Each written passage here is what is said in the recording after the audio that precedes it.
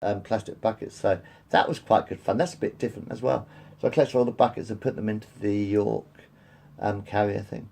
And then what I do is then I sort of like have to bench all the letters. So I put all the letters down on the bench so that everyone can sort them. Well, we've got about 4 or 5 sorters now, sorting all the letters, which is a bit boring actually. Sorting is a very boring job, I think. It's all right for a little while, but I don't like doing it for a long time. I prefer portering actually. I'm quite enjoying it. So sort of like so. Then I bench all the letters. So then I start sort of like unloading a few more sacks. Take sacks around here, take sacks around there to everyone who needs them. Full of these parcels, pretty parcels for people. You want Christmas every day? Print your fucking cardboard in pink or green or blue, whatever. I don't care. Anyway, yeah. But it's like Christmas every day for people now because they keep getting their parcels and thinking, "Ooh, what have I got this time? Oh, woo!" Just what I ordered. So it's a bit like Christmas for you fuckers every day now, isn't it? With postmen, we're like Santa Claus. Maybe that's why postmen wear red. I think that might be why postmen wear red because we're Santa Claus every fucking day. It's a lovely job, and there's a good bunch of mates down there. Like, I love you fuckers. I'm on holiday next week. Poor Bill. Now I'm going to clean up my flat. Actually, my flat's a fucking mess. I admit my flat is a fucking mess at the moment. Well, it's not a mess. It's organised chaos. I usually stack up all my clothes. I can't be bothered to throw them back into the fucking cupboard again. I'll go have a clothes clear out next week. On tomorrow or next week, wherever. So I'll clear out the other room a bit. Check the old vacuum cleaners and. I got to sort of like put all my clothes away and tidy up a little bit next week. But I got a week off, and I do want a week off. I don't want to go to work next week. Don't get me wrong, Paz. I don't want to go to work next week. But I love my fucking job. So anyway, I do my porting stuff and sort of like, and when the met trays come in, I take them around, take all the letters round. So I give all the letters to all the postmen on their round sort of thing. I love the fucking job. It's brilliant. You just walk around with a trolley and here's your letters, here's your letters, here's your letters, here's your letters. And then I go back to my own frame afterwards. No, then I empty all the sacks, so everyone's got all their parcels, so everybody gets all the parcels. So that all the parcels get delivered to the right addresses, hopefully. And then we sort of like, have a cup of coffee and a Cornish pasty along the way, afterwards. A few cigarettes, a couple of cigarette, go outside, have my cigarette. Then what I do once I finish my portering duty, I go outside and have my cigarette, have a little chat, In fact, when I'm portering, we always have a little fucking giggle. We have a laugh. I love my fucking job. I've got a lovely bunch of mates down at the post office, and yeah, they're my mates. I've been there 20 fucking years. They're fucking good friends, actually. Down at the post office, all of them. Every single one of the buggers. I love it down there. Every day, I get to spend about, a couple of hours with my mate, with friends. I get 2 hours basically sort of like stuck with my mates, in the post office, my work colleagues, my workmates. And yeah, we do get on well. We all get on well. I'm the puff of Hatfield. At the post office. I'm the puff off of the office. I'm the only gay guy in the office, as far as I know. I live in Hatfield. It's a small town, Hatfield. It's quite a small town, Hatfield. But I'm the only gay guy in the office. But only 1 or 2 people have had a problem with it. The others relish it. We talk about it all the time. We have lovely little chats. And they always make me smile at the post office, I must admit. They're lovely people, fucking beautiful people, really, man. Some of us have been here 20 years or more. Well, a lot of people have been down there longer. Bobby's been down there for fucking God knows how long, and Pete's been down there for fucking God knows how long, But they're lovely guys, all of them. Fucking lovely fucking blokes down at the post office, and girls. Lovely boys and girls down at the post office. I love my fucking job. I really fucking do. It is very social. There's some people who still hate gays in the world. A lot of people still hate gays in the world. And they're very nasty to us. But at the post office, they've always been really nice to me. And we even talk about it every fucking day, you know. Very open and lovely down there. I know I've got a holiday. I'm not looking forward to it. Okay. I'm going to be away for 9 days. I am not looking forward to it. I love my fucking job. I really fucking do. A lovely bunch of blokes and girls. Lovely bunch of really broad-minded, fucking beautiful people. I don't want to be anywhere else, man. I love it. You know, I love my job. I love my life. Okay? Hatfield. Alright? Hatfield Hearts. Big hearts, actually. They're all lovely people down there. Right? Every one of them in the post office. Beautiful fucking cunts. I'm going to miss you guys for 9 days. I really am. I love my job. It's brilliant fun. Anyway, so we sort my mail, right? And then normally, like 9 o'clock, I sort of go out and get my Cornish pasty if I'm hungry. If I'm hungry, I'll go down to Simmons, get a Cornish pasty down at Simmons, the baker's, like. So then I'll have a Cornish pasty. Then I'll wheel my fucking trolley down to the flats, down the common. Wheel my trolley down the common to our flats. Hello, Mrs. Jones. Hello, Mrs. Whatever, and do that. And I say, no, a lot. There's a lot of. I know a lot of the neighbourhood as well. It's a lovely job. What I mean, it's a lovely job. It's a neighbourhood job. Every single every postman sort of like got their own patch. You see, it's only a small town, Hatfield. It's like a small piece of cake. Imagine Hatfield as one little cake, okay? Just Hatfield. And Mill Green. Is it Mill Green? Mill Green and Moffat's. Boreham Wood. Is it Boreham Wood? Mill Green? Not Mill Green. Moffat's and all that. Moffat's, Pepper's, all that. That's sort of like the top part. That's like the little tip on the tip of Hatfield. What's it called? Is it William Green or is it called Belbar? Oh, Belbar, yeah, Belbar. Yeah, we reached the bell. So Hatfield does reach the old bell, doesn't it? The old Belbar. Yeah, we deliver as far as the bell. Hold on a second. Right, I'll tell you the truth, right?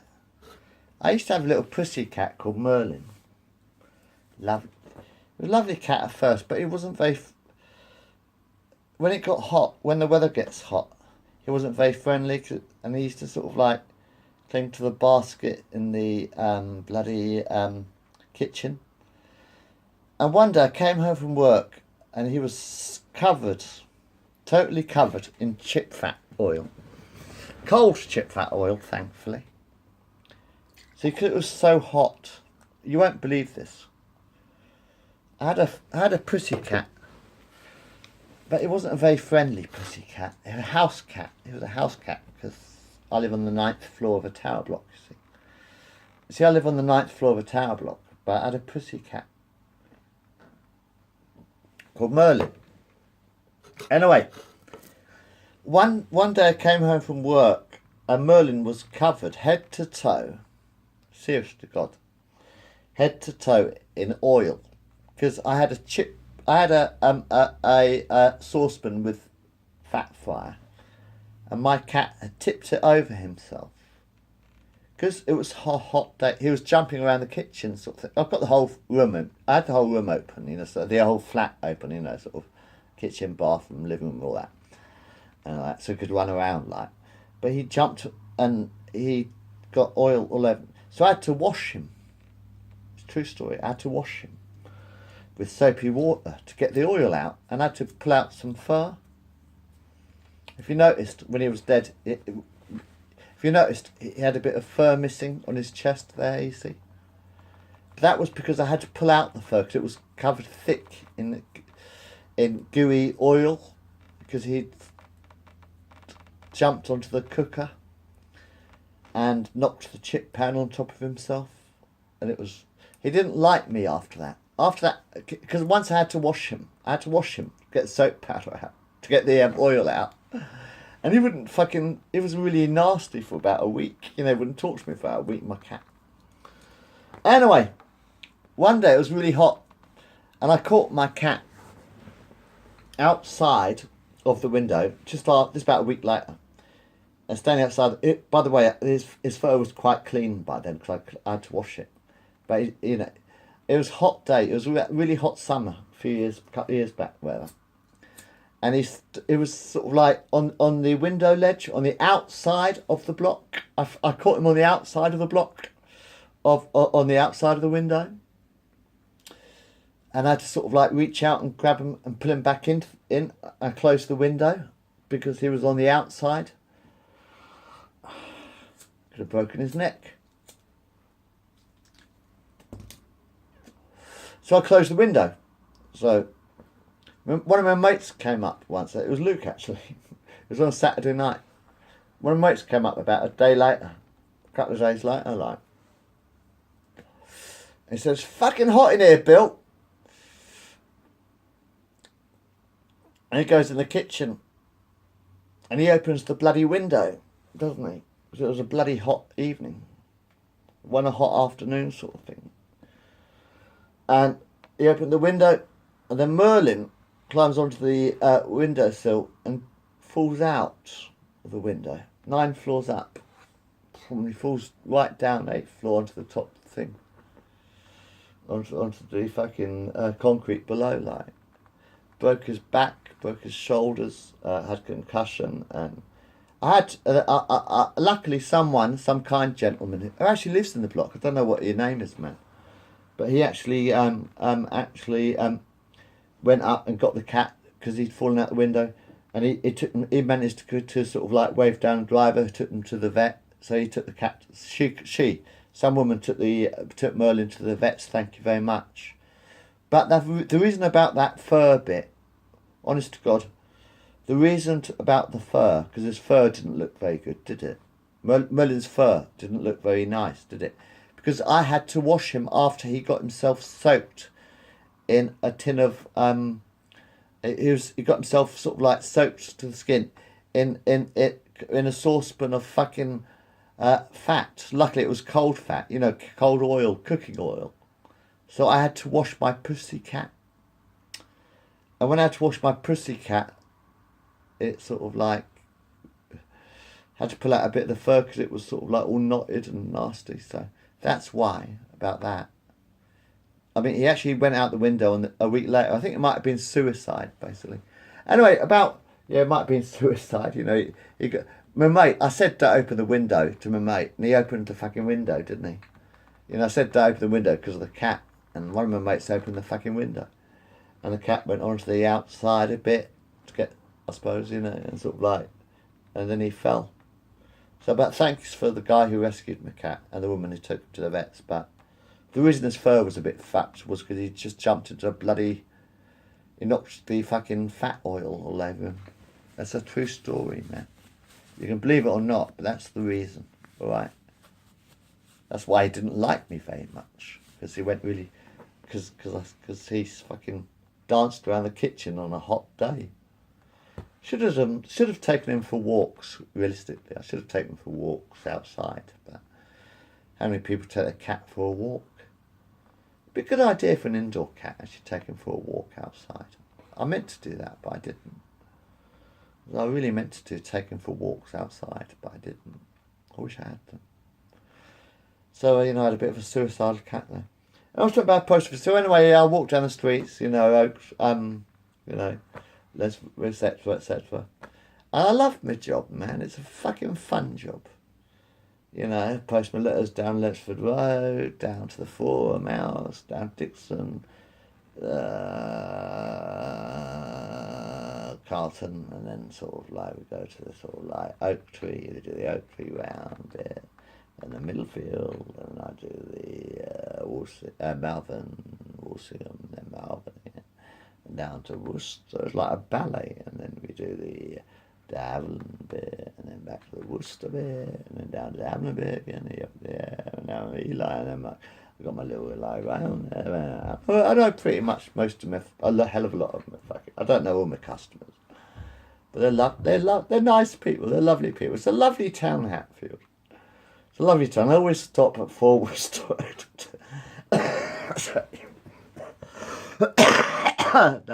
That is lovely fucking town. And I always stop at my mum's for a cup of tea, which isn't holiday actually. My mum's on holiday at the moment. But I always stop at my mum's for a cup of tea every day when I'm working it. It's a fucking lovely job. It is the greatest fucking job I've ever had, man. It's a lovely job, you know. Always stop at mum for a cup of tea, and then I continue the rest of the round, you know. And back home again, go shopping, and then back to the flat. Now, there I go here again. Now, my life's brilliant. How's your life?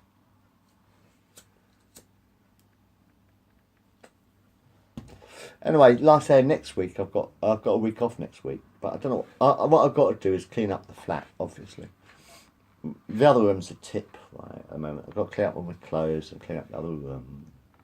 Have a tidy up in the living room. Spring clean.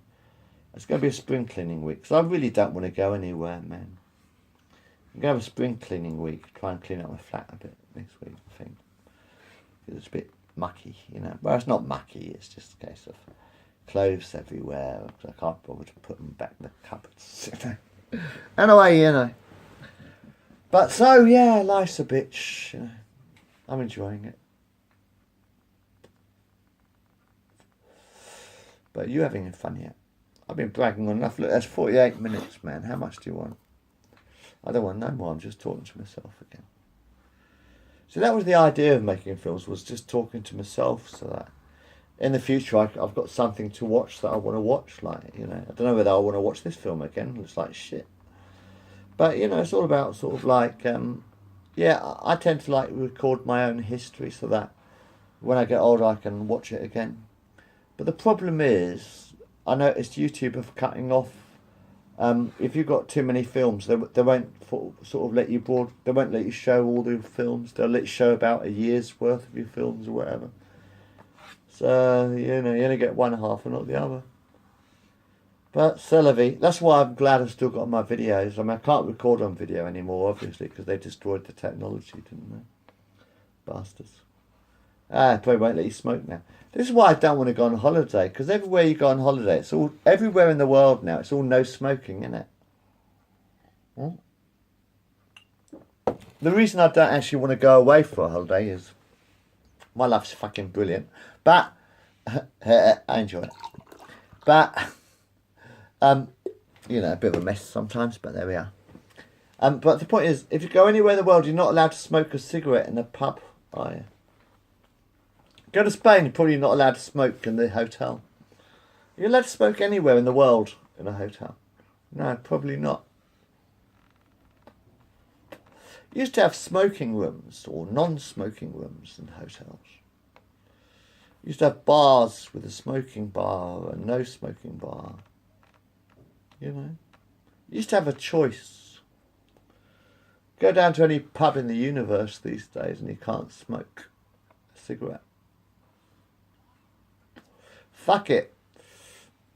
Oh, bloody hell. You go to Tatooine or wherever, you know, or you go to Star Wars world and you're not allowed to smoke in Star Wars world either, are you? Because, you know, there's this bit in it. You know what really spoilt Star Wars for me? What really ruined Star Wars? I thought it was quite good until he was in the pub and there's this bloke saying, "Would you like a death stick?" That ruined Star Wars. That made Star Wars pathetic. I think that fucking ruined Star Wars for me. Would you like a death stick? What? I think you should go home and rethink your life. What? I think you should go home and I said, would you like a death stick? That was the most pathetic fucking sci-fi I've ever seen. Crap. That ruined Star Wars for me. Although I did like the clone, Rogue One. Rogue One I enjoyed. That was alright. But, nah, Star Wars has been fucked up for years, man. It's like Lego, innit? It's like a Disneyland thing now, innit? Star Wars is like a Disney cartoon now, innit? Really. These days, Star Wars is just another fucking Disney cartoon. You know what I mean? Crap. So I used to like the old Disney stuff, but always been a bit goofy. You don't get much goofy on TV these days either. Funny old world, isn't it? Do you read comics? No, never mind. Tried that one, didn't work. So anyway, yeah, here we are. 2018. 25th of January 2018. I got a week off work. So I suppose I'm going to tidy up my flat a bit. Because I don't want to go anywhere. So I'll just have a bit of a spring clean. Might just have a little bit of a spring clean next week. I'm going to miss my fucking job though. I love it. Posting letters to letterboxes. It's good bloody fun. Fucking good fun. Anyway. This is Postman Bill saying another bullshit movie. I don't know what I'm saying there. I made myself a bit hungry, so I'm going to have to cook some food. That's a good idea. Anyway, this is Video Diary. I don't know what it's called. What was I talking about? Oh yeah, because the Netflix. Yeah.